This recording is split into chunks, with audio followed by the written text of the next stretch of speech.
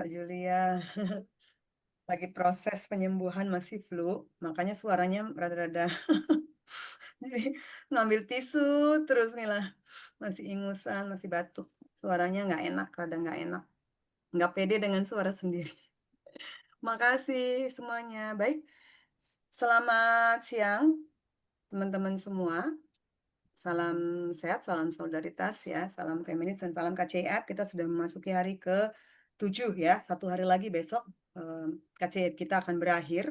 Pada malam penutupan kita masih ada banyak panel gitu.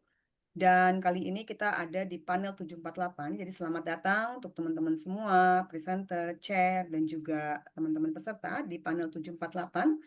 Judul panelnya adalah Pemaksaan Berjilbab di Indonesia, Narasi Indonesia dan Perjuangan Gerakan Hak Asasi Manusia dan Feminis. Jadi ini merupakan panel yang masuk ke KCIF, ke Komite KCIF melalui panel proposal panel gitu ya, melalui organize panel yang diorganisasi oleh Mbak Damai ya, atau Maria Benedette dan Maria Pakpahan, atau biasa disapa Mbak Damai gitu. Nah, beliau menjadi organizer dan juga sekaligus chair dalam panel ini gitu. Rencananya seperti itu, ada 4 presenter, tetapi sayangnya satu presenter tidak bisa datang, katanya karena akan ujian ya. Kalau nggak salah tadi ya, Mbak Retno ya, ujian disertasi dan Mas Andreas belum datang, kita masih menunggu Mas Andreas, tetapi sayangnya Mbak Damai juga baru mendapatkan kabar tadi sakit gitu, dan tadi harus ke rumah sakit, sehingga posisi chair digantikan dengan chair panel yang lain, jadi ini juga Nelly. Nelly ini adalah chair panel di panel yang sebelumnya gitu ya, dan juga presenter. Dan terima kasih banyak ya Nelly ya sudah bersedia dadakan untuk menjadi chair panel di panel kita kali ini gitu. Teman-teman, waktu kita agak lumayan panjang karena presenter satu lagi tidak datang. Jadi nanti boleh lebih dari 15 menit ya Nel ya. Oh, Itu oke. Saya mau nanya, jadi boleh dari 15 menit, 20 betul menit, boleh. Pak? Ya, 20 menit boleh dan kita Oke. masih menunggu Mas Andreas untuk bergabung bersama kita gitu dan peserta yang lain ya. Itu nanti untuk pertanyaan peserta bisa langsung raise hand, bisa langsung bertanya di Zoom ya, dan ditujukan ke siapa, atau bisa juga diketik di kolom Q&A, bukan kolom chat gitu. Itu saja dari saya, dari host di panel ini. Saya akan langsung menyerahkan forum ke Nelly Martin Anatias gitu. Nanti Nelly bisa mengenalkan diri ya Nelly ya, gitu. Silahkan Nelly, forum langsung saya serahkan ke Nelly untuk memimpin jalannya diskusi atau memfasilitasi sebagai chair di panel 748 ini. Terima kasih semuanya dan selamat berdiskusi. Terima kasih, Ira. Saya mau ikut panel ini, awalnya cuma mau jadi peserta, in the last minute, diminta oleh host Ira. Baik, salam semuanya, kia ora, salam inklusif, salam feminis, dan salam KCIF.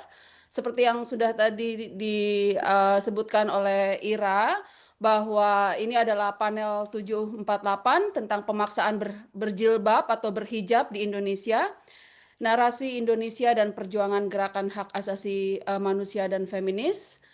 Eh, akan ada 2 presenter sambil menunggu nanti Mas Andreas Harsono ya. Jadi yang pertama, presentasi yang pertama akan disampaikan oleh Jenny Cahya Hia dan Elia Anu Hia, Putri dan Ayah, penyintas Forum Berbagi, dengan judul presentasi Testimoni Meraih Kebebasan, dan dilanjutkan dengan Retno Agustin dari Circle Indonesia, melepas jilbab, merayakan identitas, inklusi, eksklusi, dan negosiasi identitas perempuan Muslim pasca perceraian. Seperti yang tadi sudah disebutkan oleh Ira, bahwa kita akan punya sedikit banyak waktu ya dibandingkan dengan presentasi yang lainnya. Setiap presenter akan memiliki waktu sekitar 20 menit untuk presentasi. Setelah semua presentasi selesai, kita akan masuk ke sesi diskusi dan tanya jawab. Ya, saya akan memberikan notifikasi saat sisa waktu presentasi tinggal 3 menit secara verbal, agar masing-masing presenter dapat melakukan wrap up. Aba-aba saya akan lakukan secara verbal. Mohon kepada semua pembicara atau presenter untuk selesai tepat waktu. Saya mohon kepada presenter untuk menyalakan kamera dan audionya tidak mati ya, tidak di-mute saat presentasi. Dan kepada para peserta atau audience, participants, jika tidak keberatan, dipersilakan menyalakan kamera agar wajahnya terlihat jelas juga, termasuk untuk kebutuhan rekaman. Namun mohon maaf untuk para peserta, mohon dimatikan apabila presentasi sedang berlangsung, audionya ya. Semua sesi paralel akan direkam dan nantinya akan diunggah ke kanal YouTube Let's Talk setelah konferensi berakhir. Baik, semoga sesi ini akan berjalan lancar, tertib, dan memberi ruang diskusi yang produktif. Mari kita mulai dengan pembicara pertama. Silakan. Baik, terima kasih atas kesempatannya. Selamat siang. Perkenalkan, nama saya Jenny Cahyanihia, salah satu penyintas di mana pada tahun 2021 lalu saya pernah mengalami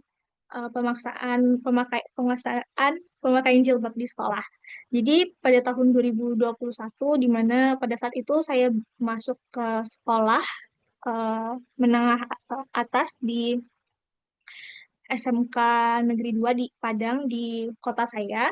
Dan pada saat itu masa-masa corona, jadi di semester pertama itu saya tidak masuk sekolah secara langsung gitu untuk bertemu.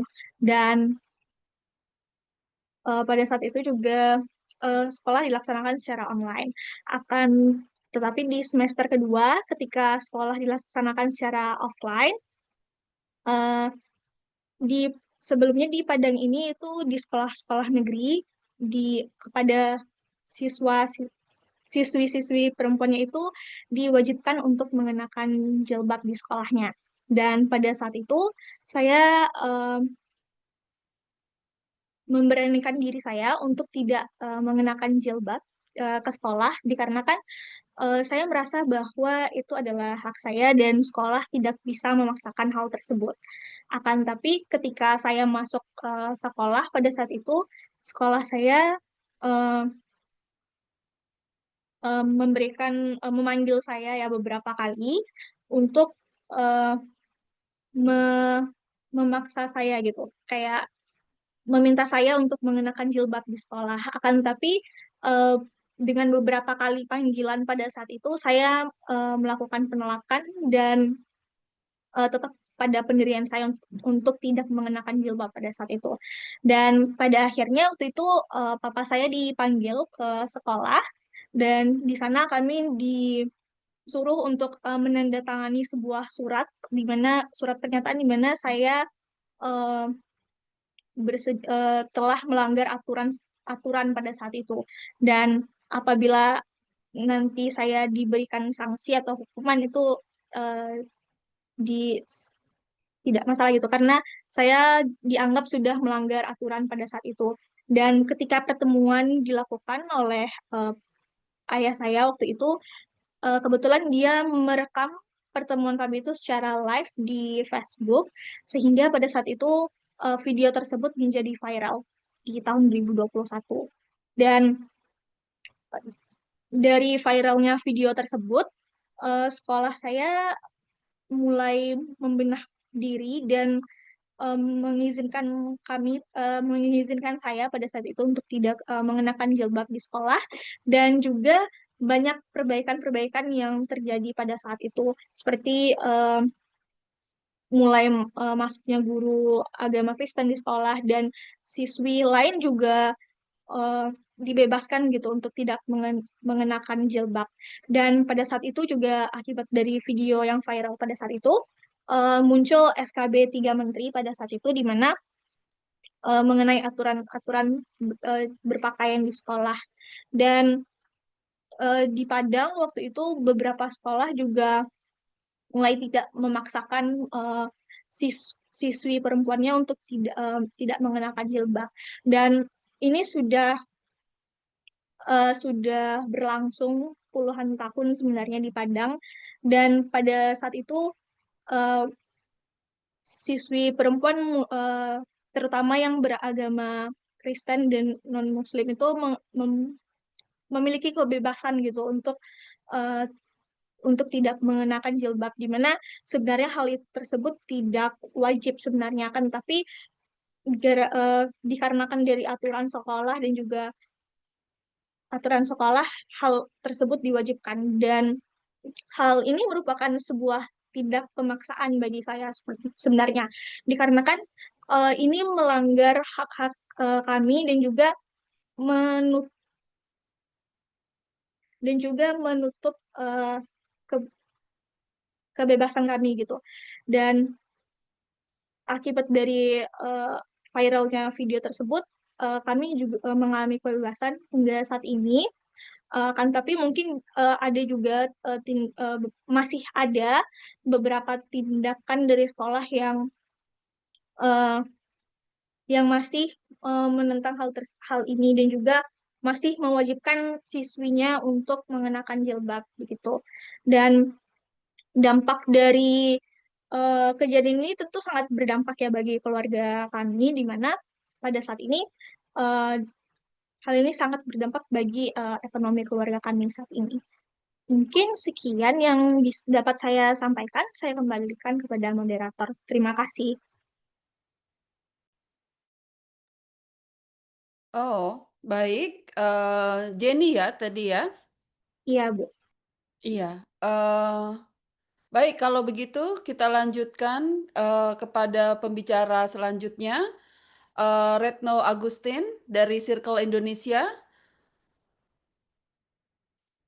Ya, Retno, silakan. Ya, iya, seperti halo. waktunya cukup panjang, jadi eh, Oh, silakan. iya, iya, Kalau Mbak iya, Retno mau menggunakan waktunya lebih leluasa begitu ya. Baik, iya, ya, silakan. baik. Iya, Tapi saya akan sebentar, share maaf, screen ya, Mbak Mbak. Retno, maaf sebentar, Baik, saya potong sebentar. Di sini kalau di jadwal itu kan Jenny Cayahia dan Ayah ya. Jadi Ayah nggak ikutan share juga gitu, atau tidak ya? Saya pikir tadi ikut juga men-share dengan Jenny. Enggak ya, Jenny? Hanya Ikut, Jenny. ya hanya saya aja. Oh, oke, oke. Ya. Kirain tadi berdua. Oke, terima kasih. Silakan, Mbak Retno. ya, oke. Ya, bisa ya, Mbak.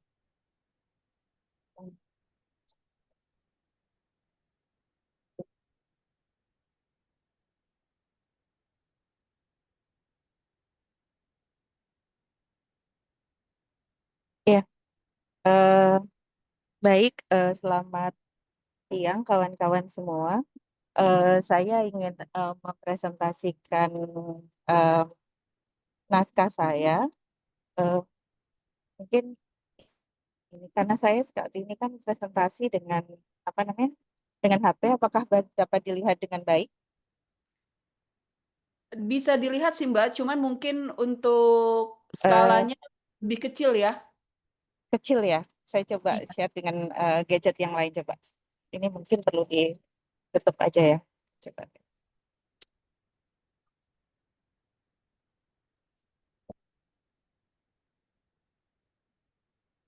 Oh, boleh saya share dengan gadget yang lain, Mbak?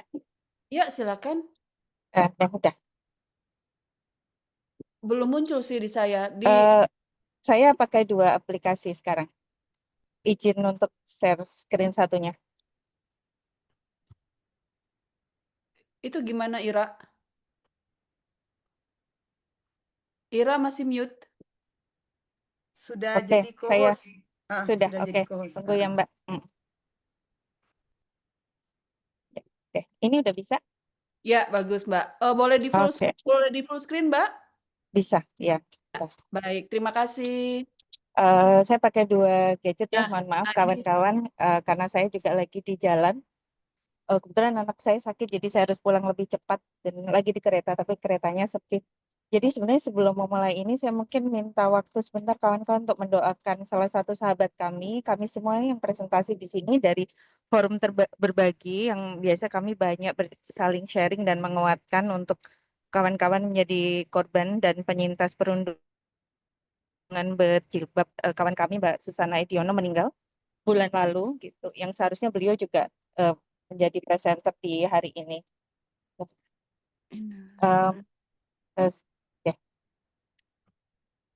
Baik, terima kasih kawan-kawan. Saya melakukan kajian tentang perundungan berjilbab. Eh, Awalnya saya ingin mempresentasikan mengenai inklusi dan eksklusi yang dihadapi oleh perempuan yang membuka jilbabnya pasca perceraian, tapi kemudian dari beberapa persoalan etis ya, karena kemudian ternyata tidak banyak yang kemudian bersedia untuk diwawancarai atau bersedia diwawancarai, tapi kemudian juga masih mengalami kekurang yakinan untuk menyajikan pengalamannya di lingkup publik. Saya pikir ini menjadi sangat menarik gitu untuk kemudian melihat bahwa bagi perempuan yang merasa sudah selesai dengan dirinya, dengan identitas barunya pun ternyata dia masih mengalami trauma karena kemudian takut itu menjadi viral dan menjadi perundungan yang makin besar.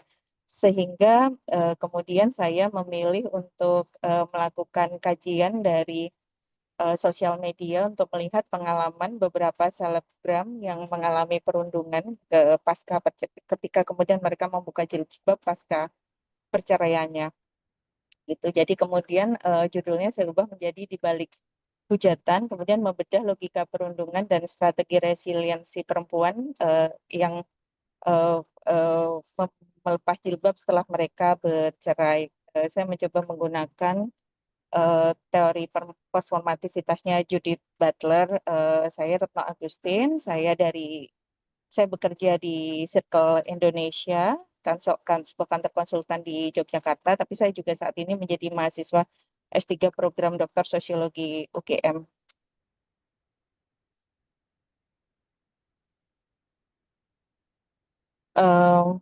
Jadi yang ingin saya kaji adalah adanya siklus perundungan massal terhadap selebritas perempuan maupun selebgram yang kemudian melepas hijab ataupun jilbab pasca perceraian. Ada berbagai macam perundungan yang dialami oleh mereka, itu baik perundungan di sosial media Instagram, di Twitter, di YouTube, bahkan kemudian beberapa sudah mengarah pada ancaman-ancaman pembunuhan gitu. Dan perundungan ini sebenarnya bukan kebencian yang acak gitu, tapi kemudian terdapat pola dan logika sosial yang dapat dibedah.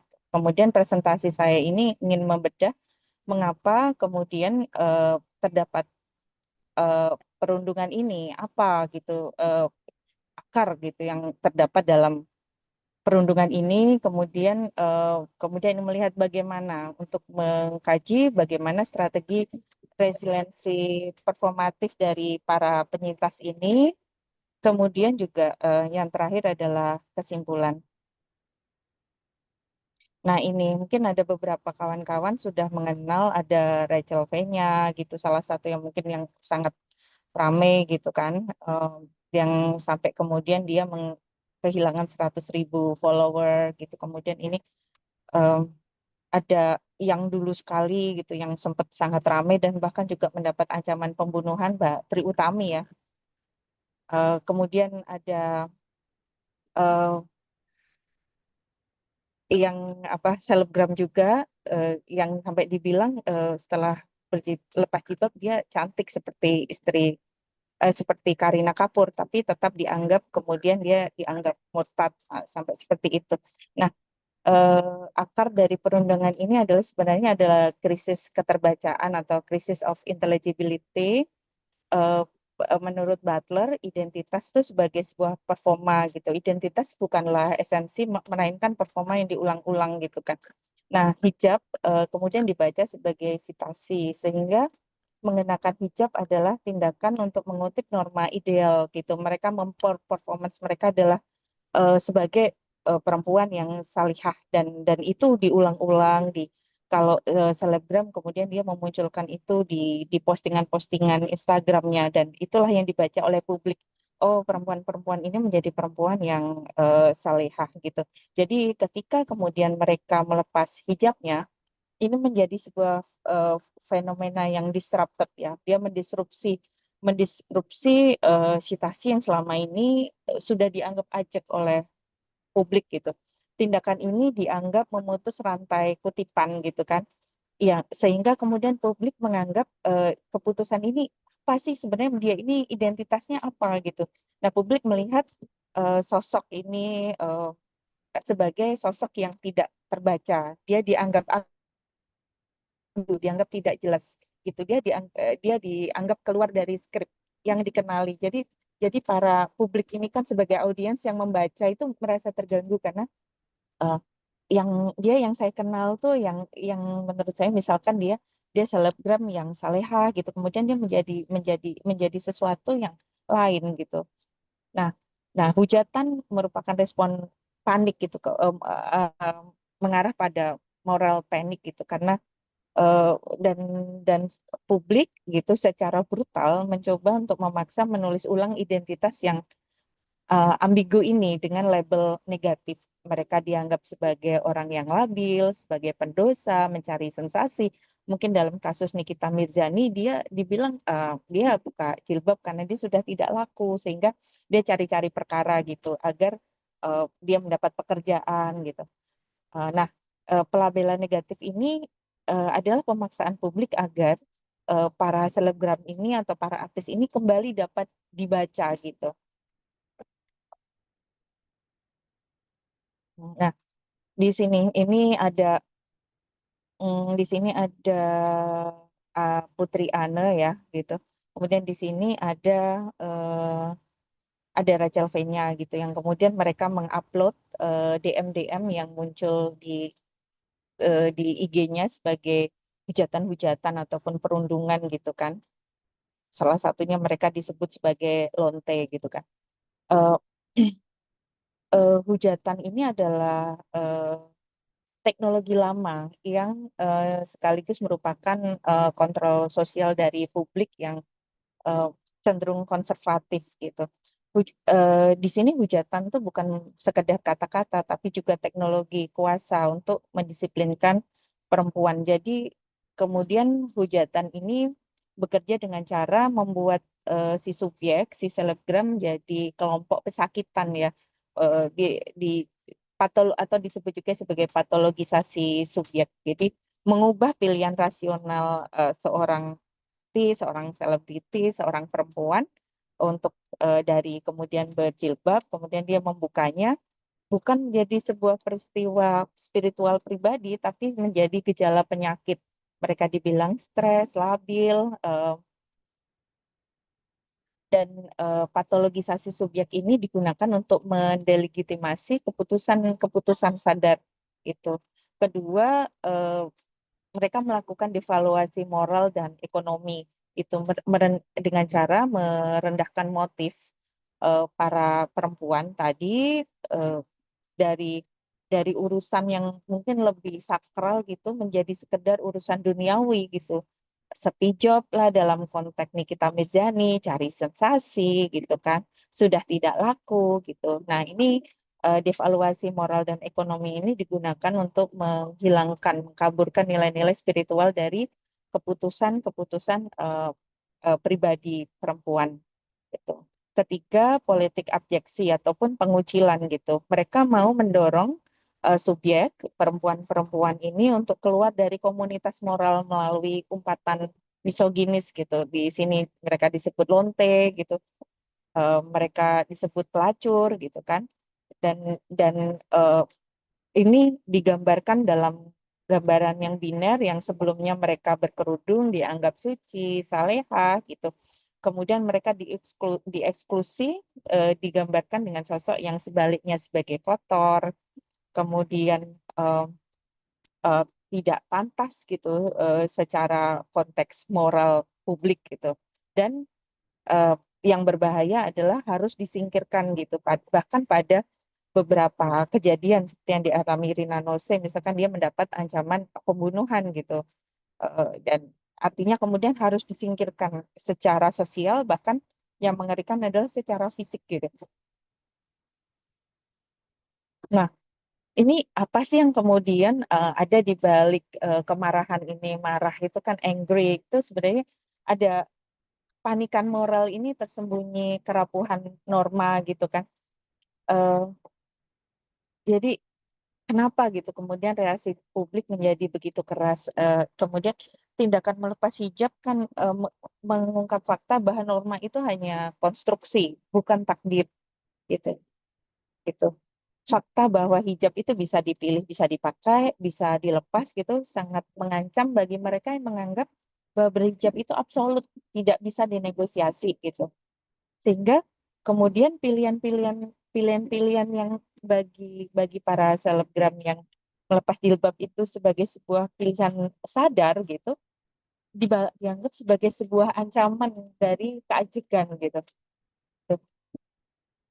Dia dianggap melawan takdir gitu.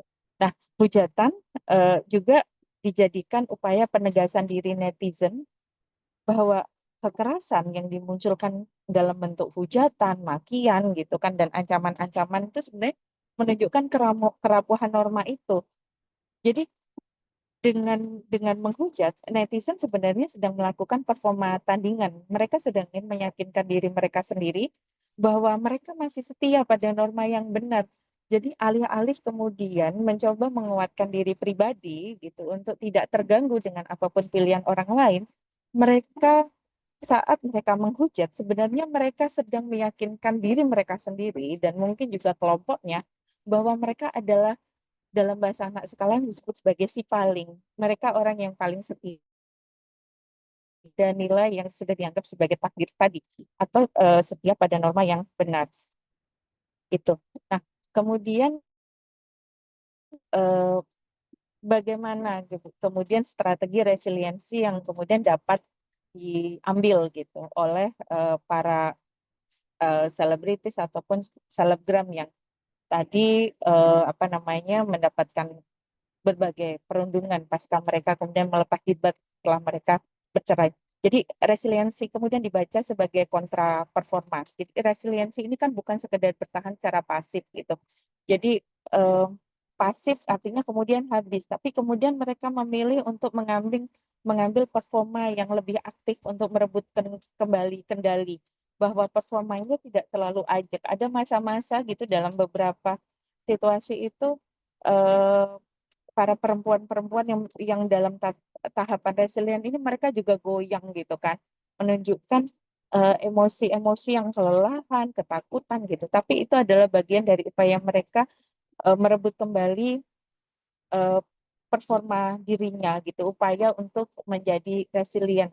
Jadi mereka sedang bergerak dari objek perundungan menjadi subjek gitu. Jadi mereka mencoba untuk berhenti menjadi korban yang dilabeli tadi kotor, tidak suci, murtad gitu, menjadi aktor yang mampu menulis skripnya sendiri. Jadi mereka kemudian muncul nih menjadi queen-nya sendiri. Mereka menjadi diri terbaik mereka sendiri dengan setidaknya saya melihat ada 4 strategi kunci gitu. Yang pertama adalah merebut wacana, kedua mengkonstruksi performa baru, ketiga melakukan subversi, dan keempat membangun koalisi. 4 strategi kunci ini yang kemudian saya lihat nanti akan juga berguna dalam konteks menjadi strategi mungkin dapat jadi coping mechanism dari kawan-kawan di kehidupan nyata bagaimana kemudian mereka dapat bertahan dari perundungan-perundungan yang mungkin tidak melalui sosial media tapi juga melalui perundungan langsung. Jadi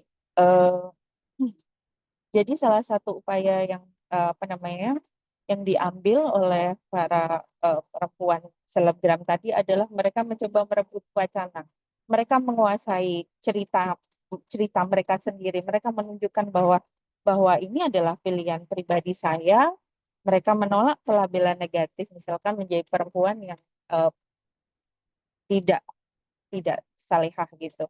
Mereka menolak label gitu, tapi sekaligus juga menawarkan definisi baru gitu.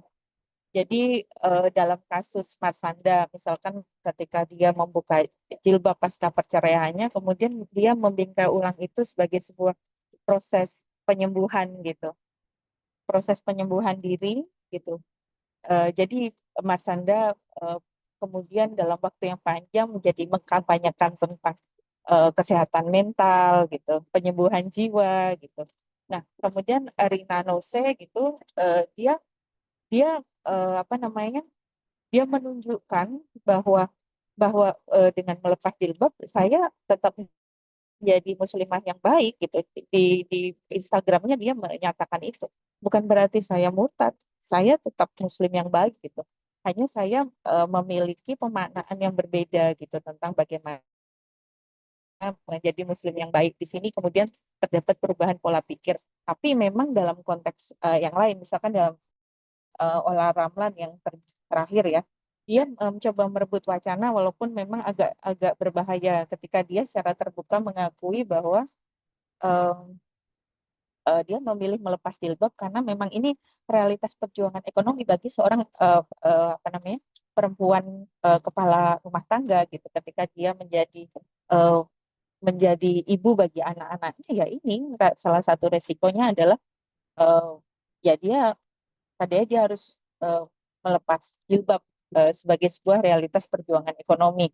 Nah, ini sebenarnya yang agak di pinggir jurang adalah ketika dia mau mengakui bahwa dia mungkin tidak lagi menjadi muslimah. Jadi dalam konteks olah dia memang tidak secara tegas dan keras seperti Marsanda pun Rina Nose ya, tapi dia berdiri di dua kaki gitu, mencoba untuk menampar audiens bahwa ya sebagai seorang perempuan pencari nafkah utama ini situasinya tidak mudah gitu. Aku tetap muslim, mungkin bukan muslim yang baik, tapi ini realitas janda menurut dia atau perempuan kepala rumah tangga. Yang kedua, ada upaya untuk mengkonstruksi performa baru atau menampilkan identitas baru gitu. Dan di sini yang memang sangat kuat gitu, misal dalam konteks Rachel Faye-nya, dia menampilkan performa barunya itu dengan sangat ajak. Dia menampilkan dirinya sebagai ibu tunggal yang tetap bisa fokus pada anak-anaknya gitu, dan perhatian pada anak-anaknya itu jauh lebih penting melampaui urusan berkerudung atau tidak berkerudung, berjilbab atau tidak berjilbab gitu. Kemudian dia juga fokus menampilkan performanya sebagai seorang perempuan pebisnis gitu. Jadi jangan fokus pada saya sebagai mantan pengguna hijab gitu. Jadi dia menampilkan karya-karyanya walaupun karya-karyanya bagi sebagian orang dianggap apa sih karya seorang selebgram, tapi beberapa advokasi dan dukungan-dukungan dan yang dia berikan pada kerja-kerja sosial gitu, kemanusiaan itu kemudian dia dapat menimpa gitu sitasi yang terdisrupsi sebelumnya mengenai dia membuka jilbab gitu. Nah, strategi yang selanjutnya adalah menantang norma, secara terbuka menantang norma gitu dengan melakukan subversi dan parodi. Yang ini digunakan untuk membongkar logika lawan gitu. Tapi memang ini luar biasa ya kelelahannya. Misalkan kalau kawan-kawan melihat Instagram Putri Anne ya, dia secara aktif sebenarnya merespon hujatan-hujatan yang ditunjukkan pada dirinya, hujatan-hujatan yang bersumber dari sikap-sikap tidak empatik publik gitu pada seorang perempuan korban gitu, kemudian dia dihujat gitu, dan hujatannya tidak ada empati pada dirinya yang kemudian sedang mengalami perceraian, tapi hanya dilihat di persoalan dia membuka hijab. Kemudian dia menjawab dengan ya saya buka jilbab karena saya bercerai gitu. Kalau saya masih menikah dengan Arya, ya saya masih akan berkerudung gitu. Dia secara terbuka menunjukkan absurditas norma dari para perundung, tapi sekaligus juga dia secara jujur mengakui di situ bahwa dia memang berkerudung karena permintaan mantan suaminya gitu. Jadi di sini dia menunjukkan absurditas norma yang dipaksakan sekaligus melakukan parodi brilian yang menelanjangi asumsi seksis para netizen yang ingin tahu kenapa kamu membuka kerudung gitu. Ya iyalah gue bercerai gitu. Nah, yang terakhir adalah kemudian mencoba membangun ruang amannya sendiri gitu dengan menemukan ruang publik baru sekaligus publik tandingan yang suportif dalam konteks ini.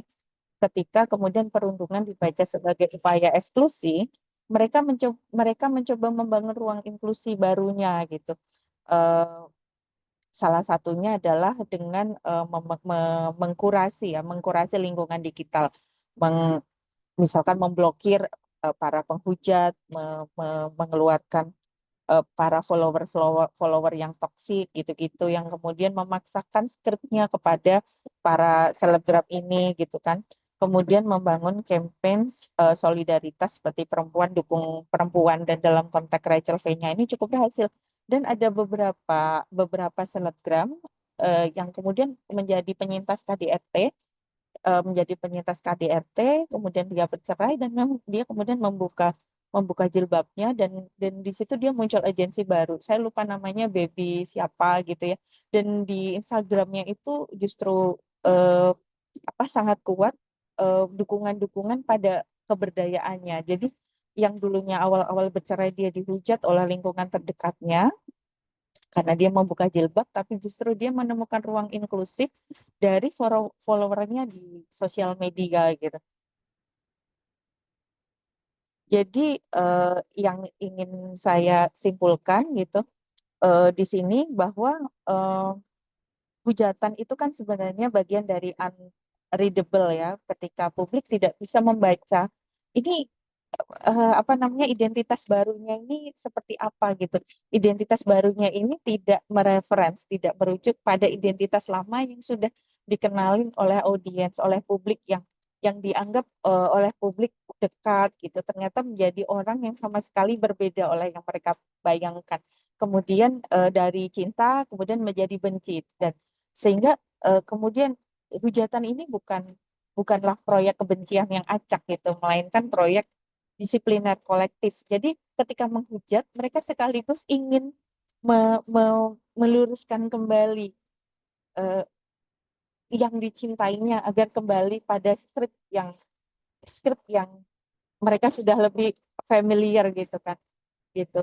Jadi sebenarnya memang hujatan ini memang egois gitu karena mereka pengennya orang yang mereka cintai, orang mereka puja gitu, para selebritis ini kembali kepada skrip yang bagi mereka bisa terbaca, agar identitasnya yang saat ini dianggap tidak ajak, tidak terbaca, kembali dapat terbaca. Dan ini adalah bukan sekedar egois, tapi sudah mengarah pada kejahatan. Kedua, kekerasan dan reaksi yang muncul gitu dalam bentuk hujatan sebenarnya justru menunjukkan kerapuhan dan sifat konstruksi dari norma itu sendiri gitu. Karena sebenarnya ketika menghujat itu mereka sedang meyakinkan diri mereka sendiri bahwa saya tidak akan ikut-ikut terbawa oleh idola saya gitu. Jadi mereka sebenarnya sedang tidak yakin, tapi kemudian memproyeksikan keyakinannya itu kepada idolanya dengan cara menghujat. Nah, ketiga, resiliensi adalah proyek performatif yang aktif dan strategis, dan melalui upaya untuk merebut narasi, membangun skrip baru ataupun identitas baru, dan membangun kekuatan kolektif. Mungkin sekian dari saya. Terima kasih. Silakan apabila ada pertanyaan maupun mungkin ada komentar, ada masukan-masukan, saya ucapkan terima kasih. Sekian Mbak Ira dan rekan host, saya kembalikan lagi. Terima kasih. Terima kasih Mbak Retno, menarik sekali ya mendengarkan ulasan Mbak Retno dan analisisnya. Menyenangkan bahwa strategi-strategi yang dibahas tadi mengingatkan kita bahwa wacana perempuan atau wanita muslimah itu tidak hanya satu begitu ya. Pakaian berjilbab atau tidak berjilbab, selagi memang orang itu merasa bahwa dia adalah seorang muslimah, ya tetap seorang muslimah. Terima kasih Mbak Retno. Selanjutnya saya melihat tadi Mas Andreas Harsono sudah datang ya. Silakan Mas.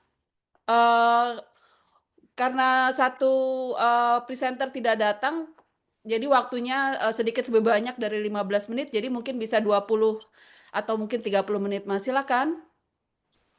Saya minta tolong PowerPoint bisa? Karena saya Saya udah pakai bisa HP bantu, ini. Mas. Saya Oke, bisa bantu, sip. Mas. Saya bisa Ya, bantu. terima kasih. Terima kasih. Mantap. Saya menggunakan PowerPoint ini tentang penelitian Human Rights Watch yang saya lakukan dulu, terbit tahun 2021. Lantas setelah penelitian itu keluar, ia ditindaklanjuti dengan pendirian sebuah hotline service. Hotline service ini khusus buat perempuan-perempuan yang ingin berbagi tentang apa yang mereka alami dengan peraturan legislatif. Jadi judulnya, Aku Ingin Lari Jauh, Ketidakadilan Aturan Berpakaian bagi Perempuan di Indonesia. Dalam bahasa Inggris, I Wanted to Run Away, Abusive Respect by Women and Girls in Indonesia. Lanjut, Mbak. Langsung saja diklik semua. Jadi, sebelumnya nggak ada ya? Teks sebelumnya. Nggak ada kan? Ini ada teksnya nih di samping gambar ini. Jadi ada 4 orang perempuan yang terlibat dalam wawancara para korban. Yang kelihatan di itu namanya Nur Laliatul Pasuroh. Dia dari asalnya dari Kebumen, sampai di Jakarta. Terus kedua di Syahar Banu dari Solo. Terus yang ketiga Michelle Yunawatan dari Manado. Dan yang terakhir Medela Syahni dari Solo, Sumatera Barat. Kami wawancara sekitar 150-an perempuan di 15 provinsi, 15 provinsi, termasuk semua provinsi mayoritas Islam, karena itu ada satu Bali tentu, mayoritas agama Bali ya. Next please. Jadi yang kami temukan adalah sejak tahun 2001 muncul peraturan wajib jilbab. Provinsi pertama Sumatera Barat, ada Kabupaten Indramayu, Tasikmalaya, Tanah Datar. Terus tahun 2002 ada sampai sekarang. Sampai sekarang menurut Komnas Perempuan ada 73 peraturan. Ini ditis, terutama pada pegawai negeri, tentang murid perempuan sedang negeri. Sanksinya dari teguran sampai peringatan. Menurut Komnas Perempuan ada juga hukuman penjara. Pada tahun 2002 di Aceh tidak memakai jilbab maksimal 3 bulan penjara. Nah, dampaknya anak dan perempuan dewasa ditekan buat mundur dari sekolah maupun pekerjaan bila menolak jilbab atau jilbabnya dinilai tidak memenuhi syarat. Nah, kami hitung pada tahun 2019 ada 437 pegawai negeri, di mana 7% guru dan 49% dari guru itu perempuan. Jadi mereka yang terkena dampak ini di antara perempuan. Tahun 2012 aturan seragam sekolah, 2014 muncul aturan seragam sekolah negeri yang tanda tangan Muhammad Nuh untuk yang itu. Sampai sekarang masih tua. Terakhir 2021 kita selesai. Next please. Nah ini kami mengumpulkan aturan-aturan itu. Jadi ada ketentuan, misalnya kayak ini di SMS 1 Banguntapan, Klaten. Makin ke sini, roknya makin panjang, kainnya makin tebal, dan warnanya makin monoton. Next, please.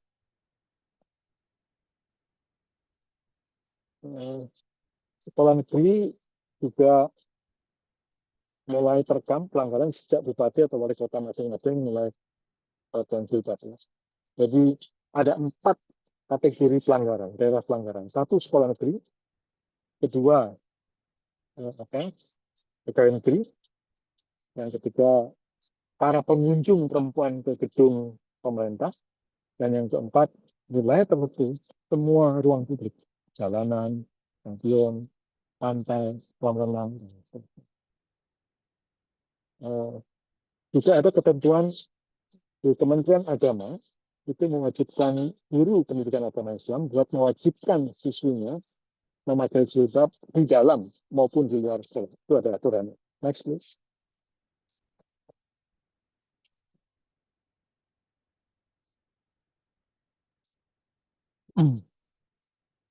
Jadi tadi sekali lagi mereka harus pakai rok panjang, mereka harus pakai baju dengan panjang, terus juga kainnya makin lama makin tebal, baik siswi maupun guru, dan bila menolak, nah itu jadi bahan perundungan, baik oleh guru, penjaga sekolah, bersama teman kelas. Jadi bullying itu menjalar kemana-mana.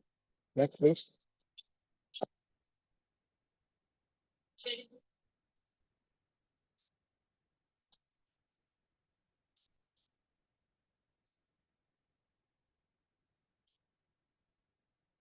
Nah, juga ada yang sampai berdebat-debat soal jilbab. Ada penyair namanya Jubaidah Johar dan guru Yeni Rahayu itu dianggap mau dibunuh, mau diracun, mau dibacok dan seterusnya, sampai dia lapor ke waktu itu Bareskrim Polri. Kemudian mereka mencatat semua screenshot ancaman-ancaman yang mereka alami dan mereka juga memberikannya kepada kami. Next, please. Nah, yang juga kami temukan, anak-anak perempuan non-muslim juga dipaksa menyesuaikan tanda petik busana mereka. Ini ada contoh seorang siswi SMP Negeri 2 Padang, etnik Ingas, agama Kristen, dipaksa pakai jilbab. Banyak sekali contohnya. Next, please.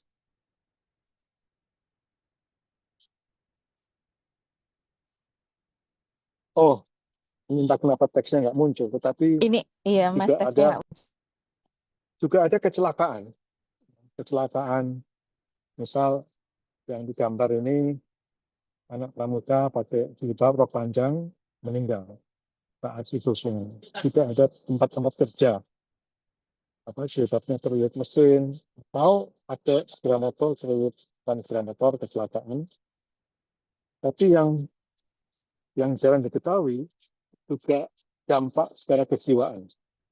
Jadi beberapa yang wawancara itu mencoba bunuh diri, ada yang kena gangguan jiwa, ada yang berobat sampai sekarang harus minum obat tiap hari, dan seterusnya. Ada satu gejala kejiwaan yang disebut body dysmorphic disorder, gangguan kejiwaan karena merasa ada sesuatu yang tidak benar dengan tubuhnya, dengan pakaiannya. Ini menunjukkan gejala peningkatan, gejala gangguan jiwa. Next, please.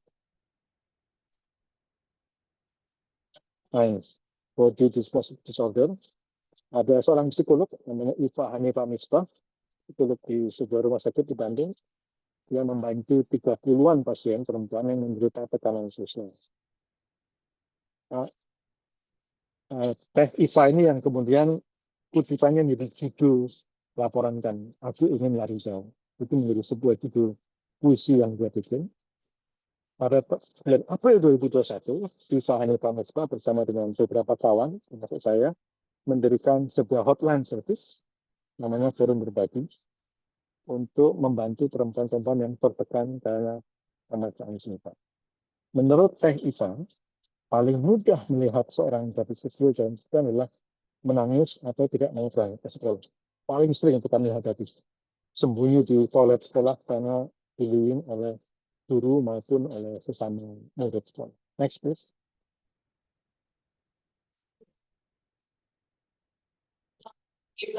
Nah, ini gambar seorang siswi di Banyuwangi yang juga menderita karena pemaksaan jilbab, diwawancara oleh rekan saya, Nurul Masuro. Ada beberapa pelanggaran yang dilakukan lewat tujuan peraturan itu. Satu, kebebasan beragama dan berekspresi, larangan terhadap diskriminasi, hak atas privasi dan otonomi pribadi, individu, kepentingan terbaik anak, best interest of the child, hak akan pendidikan, karena banyak yang dikeluarkan dari sekolah atau ditekan untuk menjadi sekolah, dan yang terakhir perlindungan terhadap minoritas. Itu semua konvensi internasional yang sudah diratifikasi oleh negara Indonesia, tetapi dilanggar oleh berbagai macam aturan wajib jilbab. Next. Nah, yang menarik, laporan ini juga ada lampiran dengan nama-nama pejabat yang mengeluarkan peraturan wajib jilbab. Dalam laporan hanya ada 64, Komnas Perempuan bilang ada 33. Semua yang membuat peraturan adalah laki-laki, kecuali 2 ditekan oleh perempuan. Artinya wanita kampanye itu. Nah, sebetulnya Kementerian Dalam Negeri bisa membatalkan puluhan aturan ini karena dibuat oleh eksekutif, bukan legislasi. Di dalam laporan kami juga ada ringkasan berupa temuan Human Rights Watch dari 8 negara. Kenya, Rusia, Iran, ada yang hukuman penjara sampai 38 tahun, satu paling menolak jilbab, Jerman yang melarang jilbab di ruang pengadilan, Perancis yang melarang hijab di ruang publik, di ruang negara, Saudi Arabia yang sudah setelah aturan ini dikeluarkan, setelah laporan dikeluarkan, membatalkan. Jadi Saudi Arabia kan nggak ada aturan itu. Syria di bawah ISIS, Turki dan Xinjiang. Xinjiang ada aturan melarang jilbab kecuali perempuan di atas 40 tahun. Nah, Human Rights Watch juga menyebut persoalan tata busana di Afghanistan dan India. Next. Pada Agustus 2023 ada pertemuan antara forum berbagi Open Service yang didirikan oleh IFAH dan kawan-kawan dengan berbagai kementerian dengan tuan rumah Komnas Perempuan. Ada beberapa kementerian datang, Kementerian Pendidikan mengakui memang banyak masalah, sehingga mereka mau mencoba mengatasi, tetapi kesulitan karena ada ekonomi daerah. Kementerian Pemberdayaan Perempuan juga menyatakan kami tahu ada masalah itu. Kementerian Hukum dan HAM bahkan sudah membuat daftarnya. Ketiga kementerian itu ingin memperbaiki. Namun Kementerian Agama dan Kementerian Dalam Negeri menolak menerima pernyataan dari para partai. Saya kira itu. Terima kasih.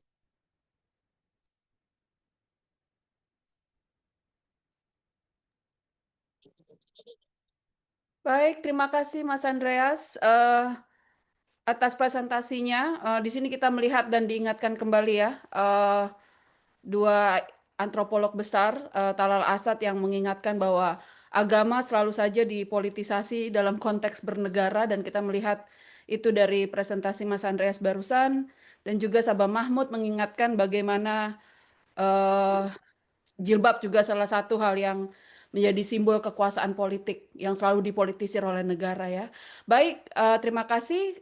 Untuk audiens silakan bertanya kepada ketiga pembicara yang sudah mempresentasikan presentasi mereka. Yang pertama Jenny, yang kedua adalah Retno, dan ketiga Mas Andreas. Silakan untuk audiens untuk bertanya langsung.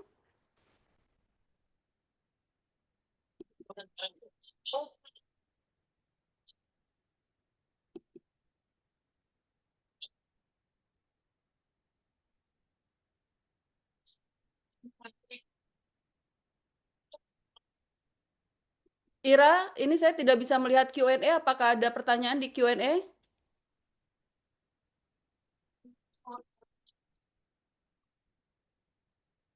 Ini Ira tidak ada ya. Mbak, saya boleh nanya ke Mas Andreas nggak?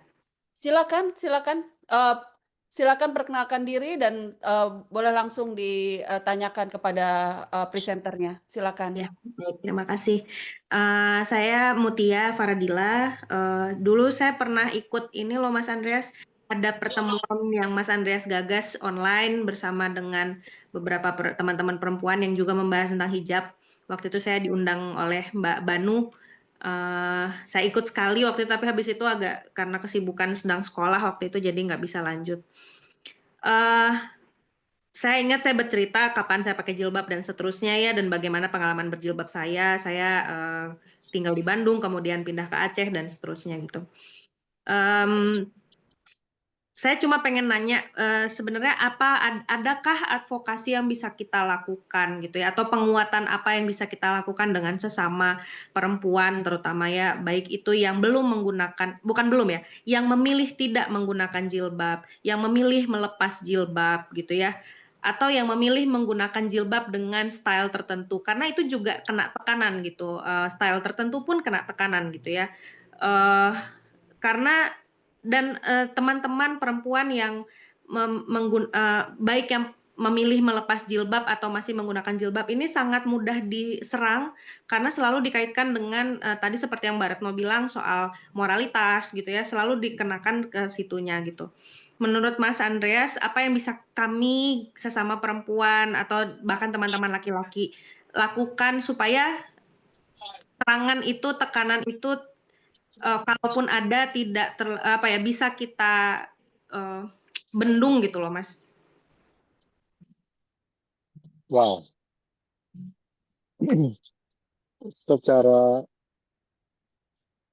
Secara umum ya tentu harus stand your ground. Ya. Harus berani untuk membela hak diri sendiri. Mau menggunakan pakaian dengan model apapun ya, itu perlu stand your ground. Mau pakai jilbab monggo, mau pakai yang model apapun, mau pakai model rambut apapun silakan. Nah, banyak dari pengalaman saya,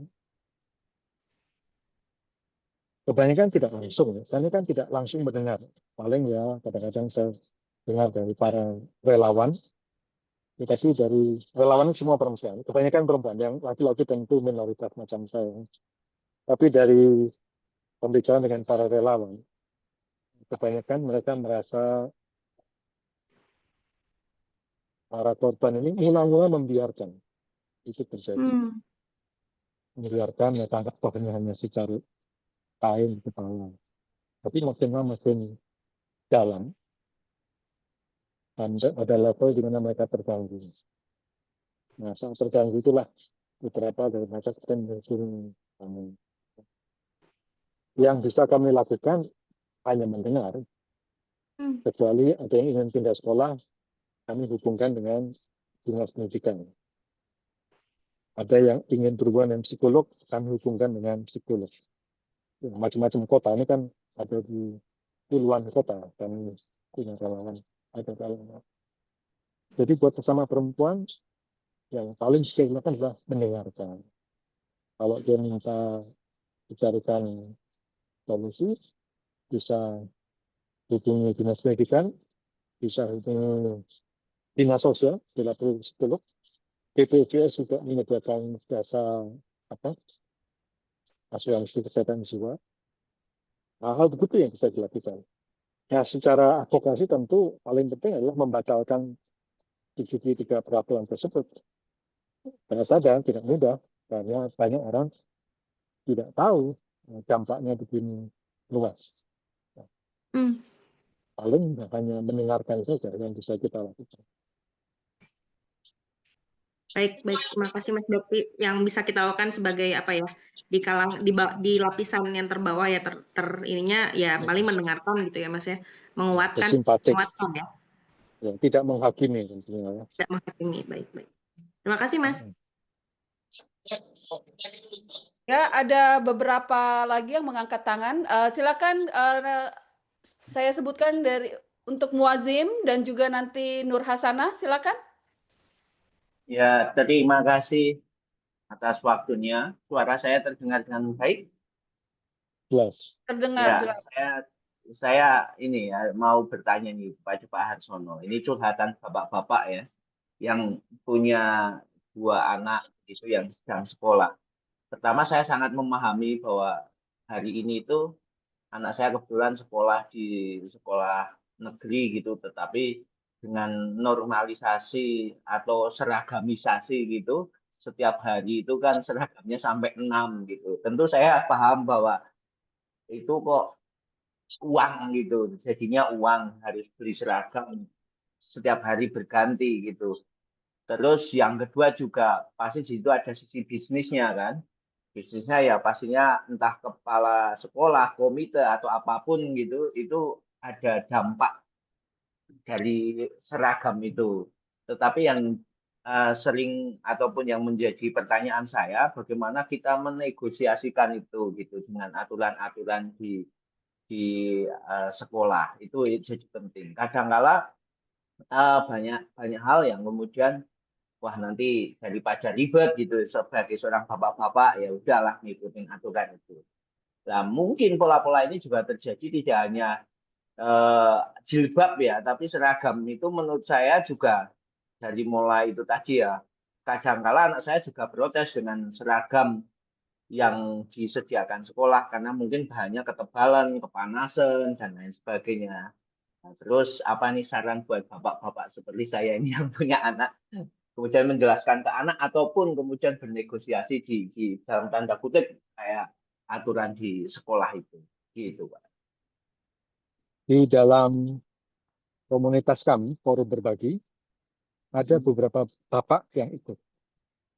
Ada misalnya Kang Ruhadi, orang Cirebon. Dia punya 3 anak, 2 perempuan, 1 laki-laki. Dia mendampingi anaknya. Ketika anaknya merasa tidak nyaman, dia mendampingi anaknya pergi sekolah. Dan bertanya pada guru. Ya tentu ribet ya. Tadi ada Jenny Lia. Dia juga bapaknya yang datang ke sekolah untuk membela hak anak perempuan dia, Jenny Lia. Buat saya penting sekali buat bapak-bapak ini untuk datang ke sekolah dan bertanya pada guru.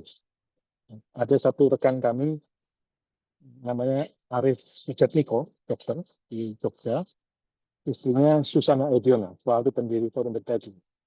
Bulan lalu Ibu Susana meninggal karena kanker. Mereka juga begitu, datang ke sekolah, suami istri bahkan. Reaksi kepala sekolah kebanyakan bilang, saya ngerti, gitu. Atau diam-diam bilang, saya juga setuju gitu sama bapak sama ibu gitu ya. Bahkan yang Kang Ruhadi itu kepala sekolahnya nelpon saya. Dia bilang, wah semoga ada orang tua lusanya yang tak begitu ya. Karena itu menyenangkan dia juga. Yang kalau dalam kasus-kasus yang tadi saya sebutkan, 3 orang itu, yang kebanyakan bermasalah, itu guru pendidikan agama Islam. Lagi-lagi karena mereka dipaksa oleh peraturan dari Menteri Agama. Sekali lagi, stand your ground. Harus tahu hak anak perempuan kita. Harus tahu hak anak perempuan kita. Bila kita, bapak-bapak ini tidak mau membela hak anak perempuan kita, membiarkan. Sekali lagi, hari ini 1 senti, tahun depan 10 senti, tahun depan lagi nggak tahu berapa lebih banyak. Menurut Susana Ediono, ketika dia datang ke SMP Negeri 8 Jogja, lantas dia memprotes, menurut dia bukan hanya membantu putrinya, tapi juga putri-putri lain di sekolah tersebut. Ada banyak, ada satu lagi seorang bapak di Banguntapan, SMA Negeri 1 Banguntapan Selatan, dia juga begitu. Dia diancam, bahkan mau dibunuh. Papanya Jenny juga diancam mau dibunuh. Tapi ya lagi-lagi ini kan demi hak anak perempuan kita, demi kesehatan jiwa mereka, demi kenyamanan mereka di dalam memilih busana. Saya sangat senang bila ada bapak-bapak yang mau ikut membela hak anak perempuan. Karena menurut saya itu penting. Akhir kata, suatu saat saya ngopi ya dengan Widya Hasuti. Anda bisa Google, nama-namanya di Google itu ketahuan semua yang bersuara. Dia menulis, dia orang Aceh, orang Akengan. Saya Widya dengan Elian Hia, bapaknya Jenny Hia dari Padang. Ketika dia mendengarkan kami berdua bicara, dia berkomentar, saya kok nggak pernah ya lihat bapak-bapak begini di tempat saya. Jadi dia merindukan ada ayah-ayah di Aceh Tengah, di Takengon, yang mau membela hak putri-putri mereka. Buat dia salut pada, saya juga punya anak perempuan, dia salut pada saya maupun Pak Elian Hia, karena mau membela hak putri-putri kami, anak-anak kami. Terima kasih, Mas. Ya, sebelum saya serahkan lagi kepada para penanya, saya mau bertanya Mas Andreas, itu bagaimana caranya untuk bergabung ke forum berbaginya, Mas? Mungkin beberapa teman juga mau tahu caranya. Di Google saja. Di Google Oh, muncul itu. Oke. forum Ada berbagi ya? link-link. Ya, forum berbagi. Ada. Oke, Mas. baik. Ya kami juga tidak banyak ya, karena kami semua kan kerja relawan saja. Tidak ada uang, semua bayar sendiri-sendiri. Jadi ya tidak ada organisasi, ini hanya online service. Tidak ada badan hukum, tidak ada funding, tidak ada lembaga, hanya ulama sama korban. Yang mengambil inisiatif itu Iva Hanifah Miskah dari Bandung. Ya, penting, Baik. Mas. Ya, oke. Ya, silakan kepada Nur Hasanah bertanya. Ya, makasih Mbak Meli. Ya. Halo, Mas Andreas, bisa ketemu di Zoom. Saya dari Manado, Mbak. Saya sih mungkin minta tanggapan sampai semua presenter terkait 2 kasus femisida ya, pembunuhan yang saya lupa tempatnya, yang dia pakai jilbab yang sampai kuburnya dijadikan tempat apa yang namanya seperti karena dia berjilbab kena pembunuhan kekerasan seksual sehingga diperhatikan gitu ya di seluruh Indonesia sampai kuburnya didatangi, dikunjungi gitu ya. Dengan kasus yang mutilasi yang dia juga pakai jilbab yang dimutilasi oleh pacarnya, dan karena dia tinggal serumah tanpa ikatan perkawinan, tapi dia justru jadi dihujat gitu ya, karena pakai jilbabnya itu. Jadi dua kasus femisida, tapi tanggapan masyarakat berbeda gitu. Nah, itu tanggapannya seperti apa dari semua presenter? Terima kasih. Terima kasih Mbak Nur Hasanah. Jenny mau memberikan tanggapannya dulu, lalu mungkin dilanjutkan dengan Mbak Retno, dan terakhir untuk Mas Andreas. Jenny Saya masih serahkan ke 2 perempuan itu saja deh. Iya, baik. Saya diam saja. Baik. Jenny masih ada ya? Masih ada. Iya, silakan Jenny untuk memberikan tanggapannya.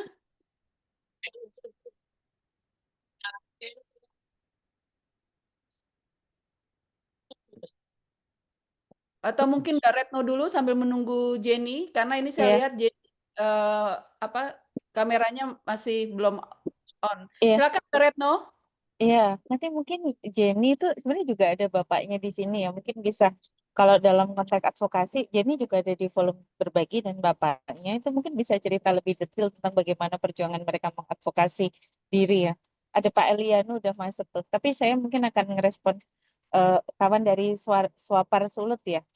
Saya sebenarnya kurang paham dengan kasus yang pertama itu, apakah kemudian pembunuhan tadi femisida tadi terjadi dalam konteks pernikahan atau tidak, yang pertama. Tapi yang kedua saya paham itu terjadi di luar konteks pernikahan, dan kemudian si korban justru dihujat karena dia berkerudung, tapi kemudian dia dianggap melakukan tindakan dalam pandangan publik itu asusila gitu.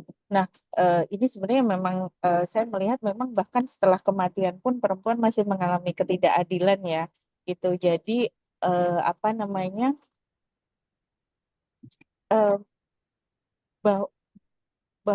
bahwa ketika dia sudah memilih berkerudung gitu untuk menegosiasi identitasnya, apa namanya, tapi kemudian pilihan pribadinya untuk memiliki hubungan di luar pernikahan itu dianggap lebih besar lagi dibandingkan identitasnya sebagai seorang perempuan. Jadi ini sebenarnya publik ini juga menurut saya ini saya melihatnya tuh mereka tuh mumet gitu ya, puyeng gitu, karena visualnya ruptur banget gitu, kayak mozaik pecah-pecah gitu ya.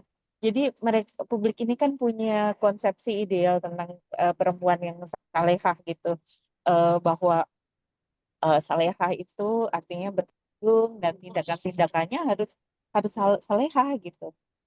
Dia artinya ketika kemudian dia melakukan tindakan yang dianggap keluar dari norma umum gitu, dia dianggap ruptur, dia dianggap melakukan perlawanan gitu. Nah, dalam konteks ini sebenarnya kemudian persoalan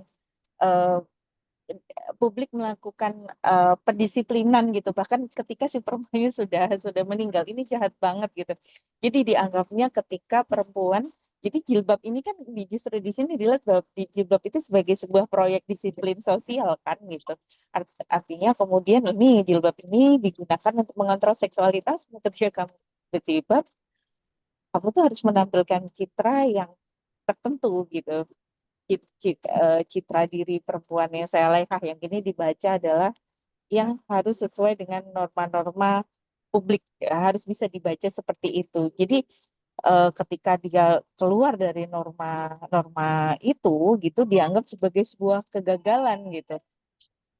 Dianggap sebagai sebuah kegagalan, mereka mencerminkan di sini kan justru menjadi sangat misoginis dan patriarkal ya, dan itu sangat bias gender gitu, karena kemudian mereka tidak melihat bahwa si perempuan ini menjadi korban dari patriarki gitu. Jadi tidak publik tidak melihat itu gitu, tapi justru melihat bagaimana mereka menampilkan citra diri dan citra diri di luar dan citra diri di dalam. Citra diri di luar mungkin bisa terlihat ketika dia berkerudung, dan ternyata ketika dia baru sudah menjadi korban femisida, baru orang tahu citra diri di dalam ternyata dia hidup bersama di luar pernikahan. Yang kemudian di situ publik merasa perlu mendisiplinkan orang yang sudah meninggal gitu dengan wacana otoritas keagamaan yang mainstream gitu kan. Dan di sini mengerikannya adalah korban sudah tidak bisa membela dirinya sendiri. Bagaimana kemudian dia bisa menjelaskan situasi ketidakadilan gender yang dia alami. Korban tidak punya lagi ruang untuk membela dirinya betapa banyak kekerasan yang akan dia alami sampai dia mengalami femisida gitu. Bagi saya mau di dalam pernikahan ataupun di luar pernikahan, ketika perempuan dibunuh itu sudah proses perundungan yang paling ekstrim yang dilakukan oleh pasangan, apalagi ini orang sudah meninggal dan masih dirundung. Itu ibarat kata orang sudah mati dibunuh lagi gitu. Jadi sebenarnya menurut saya ini panik moralnya masyarakat, karena masyarakat takut bahwa banyak perempuan-perempuan berkerudung di luar sana kemudian mereka melakukan tindakan hidup bersama di luar nikah gitu. Kemudian perundungan itu adalah proyek disiplin untuk memberi pesan secara sosial bahwa kalian jangan coba-coba untuk kalaupun kalian sudah disiplin dengan berkerudung, jangan coba-coba melakukan tindakan seperti ini gitu. Kalau kalian terus nekat melakukan tindakan seperti ini, kalian akan tetap dieksklusi, dicap sebagai pendosa, dan bahkan akan terus dibunuh gitu setelah kalian mati. Itu menurut saya proyek pendisiplinan sosial yang sangat mengerikan, semata karena masyarakat tidak bisa menerima ruptur-ruptur itu terjadi gitu. Patahan-patahan disiplin tentang bagaimana citra perempuan muslimah gitu. Mungkin itu ya kawan Swapar komentar saya. Jadi mau dia menikah, mau dia tidak menikah, tidak dibenarkan seorang perempuan untuk dibunuh gitu. Terima kasih. Terima kasih Mbak Retno, menarik sekali ya bagaimana tubuh perempuan adalah objek politisasi dari sosial dan juga negara ya, sampai meninggal pun masih dihakimi. Terima kasih. Silakan Mbak untuk Jenny Apakah Jenny masih ada dan ingin memberikan tanggapan? Baik, Ibu. Ya, silakan Jenny. Untuk tanggapannya, sebenarnya di dalam konteks masyarakat mungkin sudah terframing gitu ya di dalam pikirannya ketika seorang perempuan memakai hijab gitu, mereka itu harus bertindak untuk hal-hal yang baik gitu. Dan ketika perempuan tersebut melakukan hal-hal yang di luar norma-norma yang ditetapkan oleh masyarakat ini, maka perempuan tersebut akan dihujat. Akan tapi dari kasus ini di mana seorang perempuan dibunuh gitu ya, dan masyarakat menghujat akibat dari tindakan dia, itu sebenarnya tidak dibenarkan dikarenakan perempuan ini adalah korban. Dan saya lihat ya banyak sekali kasus-kasus di mana perempuan yang sebagai korban ini sering disalahkan gitu di masyarakat dan tidak dibela gitu. Malahan lebih sering dihujat gitu dalam masyarakat. Dan mungkin ini dari konteks sosial ya, di mana masyarakat itu sebenarnya harus pola pikir dan apanya harus diubah gitu ya, di mana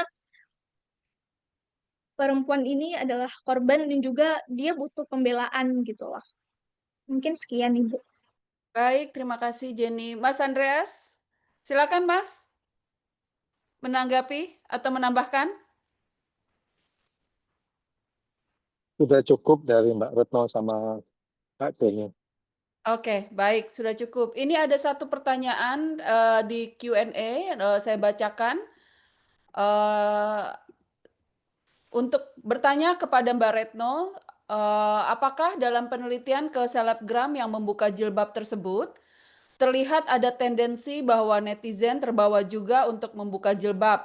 Misalkan mereka memang memilih tidak pakai karena postingan selebgram tersebut. Oh, jadi apakah ada pengaruh dari selebgram yang membuka jilbab kepada netizen begitu? Atau paling tidak merasa bahwa buka jilbab itu terserah kepada si pemakai atau hanya berisi hujatan saja. Ini tidak ada nama, jadi silakan Mbak Retno untuk ditanggapi. Penelitian saya sebenarnya tidak sampai ke sana ya, karena kan lebih mau melihat apa namanya wacana teks-teksnya baik dalam bentuk gambar, postingan-postingannya, komentar-komentarnya gitu.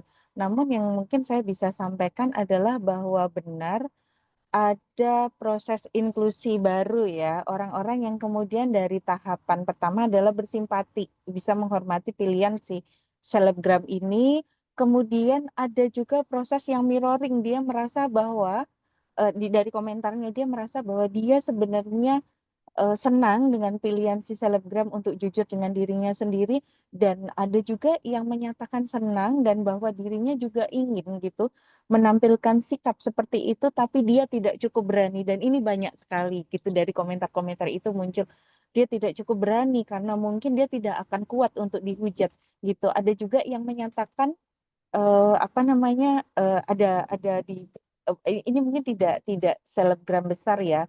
Jadi ada yang menyatakan pada dia bahwa aku ingin membuka kerudungku gitu. Bagaimana? Tapi justru si selebgram ini mengatakan bahwa jangan langsung gitu kalau kamu tidak siap dengan konsekuensi untuk membuka jilbab gitu. Kamu harus kuat gitu dihujat dan kamu harus berani gitu. Kalau kamu belum berani, kalau kamu belum cukup kuat, apa namanya, jangan dilakukan dulu gitu. Justru ada proses dialog yang seperti ini gitu, yang sebenarnya si selebgram juga ingin mengatakan bahwa jangan cuma ikut-ikut, bahwa konsekuensinya mungkin jauh lebih besar gitu. Karena mungkin mereka juga sudah tahu bahwa ujung-ujungnya bisa sampai pada ancaman pembunuhan. Apakah itu sebenarnya hanya teror psikologis atau bisa sampai pada femisida ya. Tadi ternyata konteksnya apa namanya femisida anak ya. Tapi saya masih belum paham konteksnya, apakah si anak yang tadi disampaikan Mbak Nur Hasanah itu dibunuh karena dia membuka jilbabnya atau tidak, gitu saya tidak tahu gitu. Tapi mungkin kembali pada konteks si apa namanya si selebgram tadi. Nah, jadi sebenarnya juga si selebgram dia tidak campaign ya bahwa ini adalah kampanye baru untuk mengkampanyekan untuk melepas jilbab, tidak gitu.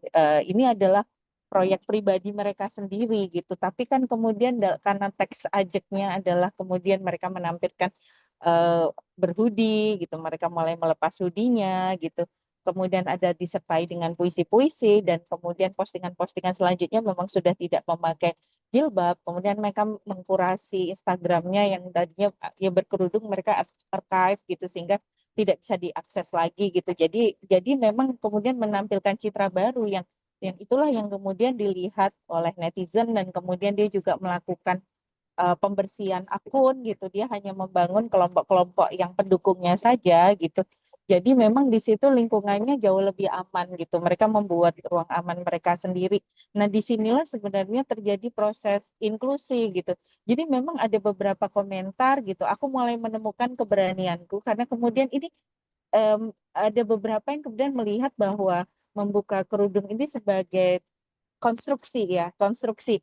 Jadi ada yang kemudian melihat bahwa ternyata ya berkerudung itu bukan takdir, seperti saya sampaikan tadi.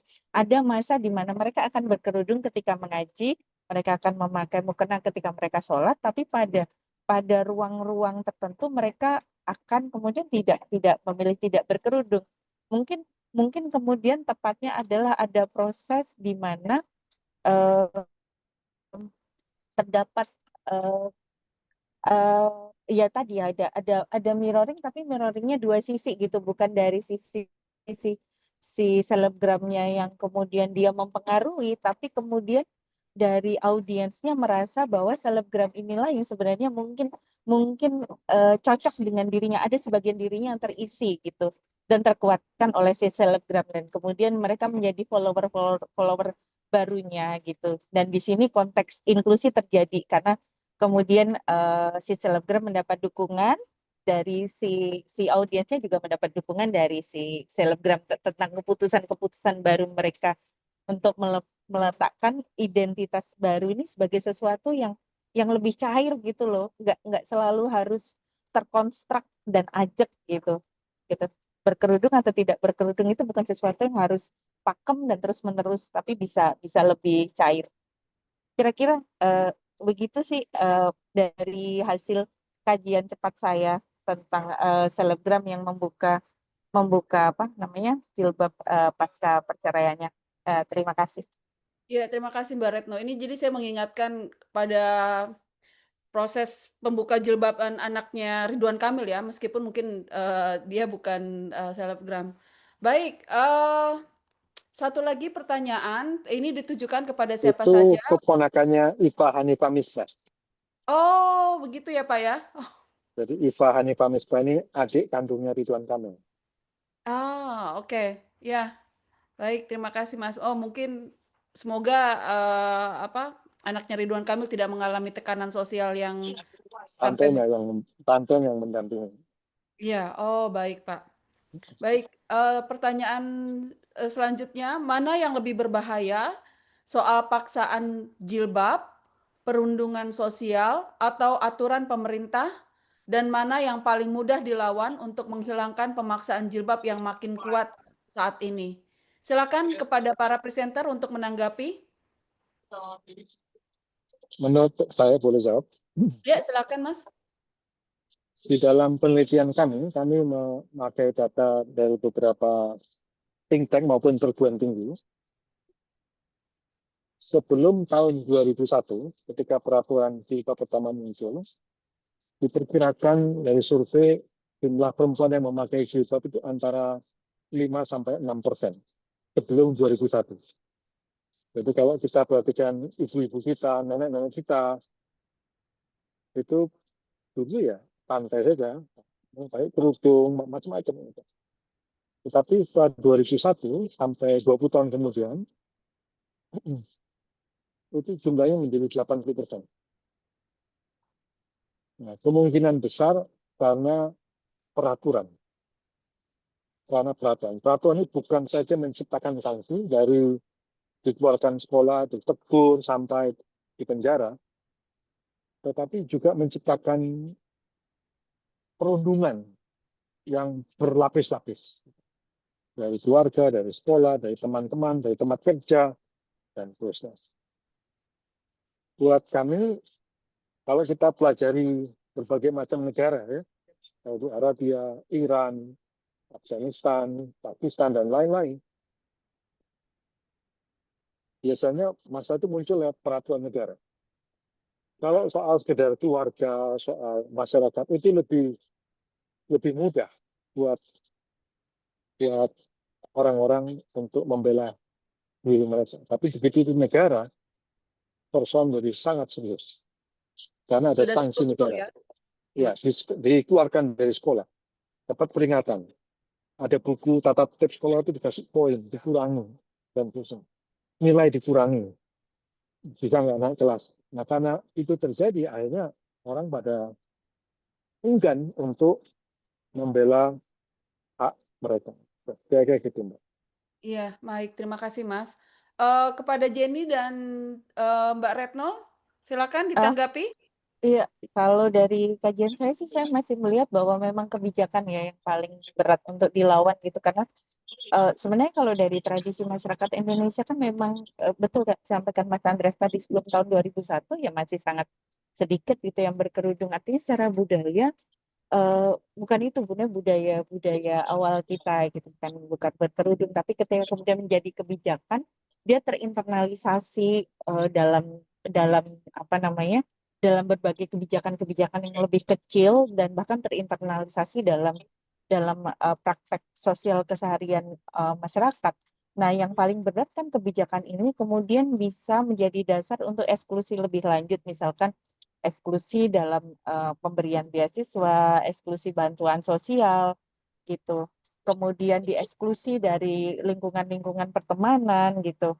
Nah inilah tantangan besarnya adalah kebijakan gitu. Tapi memang kita juga tidak bisa mengabaikan faktor apa namanya berat itu karena kemudian ada perkawinan antara kebijakan dengan norma agama yang terus-menerus ini yang terjadi di sosial kan itu yang diulang-ulang kepentingan antara para penjaga moral yang kemudian menggunakan kebijakan jadi pilihan norma pribadi yang kemudian dilembagakan. Bagi saya itu yang paling berat gitu ya, misalkan seorang kepala sekolah pilihan pribadi dia adalah seorang perempuan harus berkerudung ya, akhirnya kemudian dia membuat kebijakan itu dan ternyata ada aturan di atasnya, dia mendapat legitimasi, kemudian dia menjadikan itu kebijakan sekolah dan mewajibkan gitu. Nah, ini yang jadi makin berat gitu, karena kemudian akan tercipta banyak situasi di mana pelanggaran hak maupun kebebasan berekspresi bagi anak perempuan gitu. Nah, ya paling berat itu saya itu sih. Bagaimana pilihan pribadi, moralitas pribadi dibawa dalam kebijakan. Ini kayaknya ada Mbak Yuni Kuzaiba ini kayaknya harus jadi pembicara deh. Mbak Yuni. Halo, lanjut. Halo, Nanti Mbak. saya ikut ngomong Udah, dikit. saya kayaknya itu deh, kayaknya lebih menarik ini dari Komnas Perempuan, zamannya Mbak Yuni tuh ada di laporannya tuh mungkin bisa berbagi dengan lebih dalam, Mbak. Harus ngomong tuh Mbak Yuni. Ya. Silakan Mbak Yuni, kalau begitu.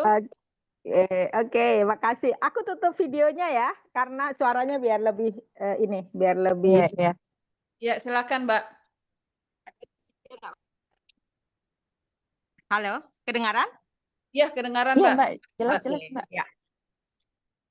Ya, kalau yang Komnas Perempuan, konteks waktu itu kami awal-awalnya kami memantau di daerah Sumatera Barat. Waktu itu zaman Gamawan Fauzi menjadi Kemendagri ya. Waktu dia masih menjadi apa ya di bupati di salah satu wilayah di Sumatera Barat.